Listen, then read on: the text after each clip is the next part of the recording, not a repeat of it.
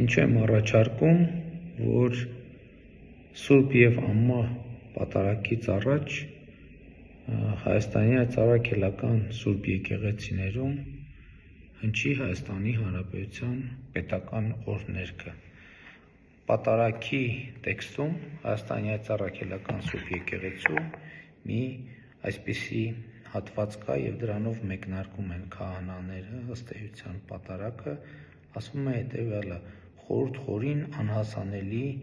անսկիզբ, որ անմատույց լույսի առագաստում եղող քո վերին պետությունը հրեղենների դասը գերապանծ փառքով զարդարեցիր։ Այսինքն խոսքը գնում վերին պետության մասին, վերին պետության մասին և պատարագից առաջ պետական օրհներգի հնչեցնելը կարձանագրի կապը վերին և ներքին պետությունների միջև։ Եվ իդեպ կարծում եմ, որ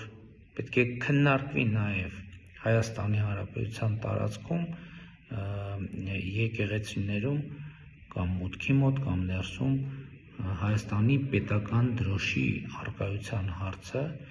որը իմիջիայլոց ասեմ մի շարք երկրներում ընդունված պրակտիկա է։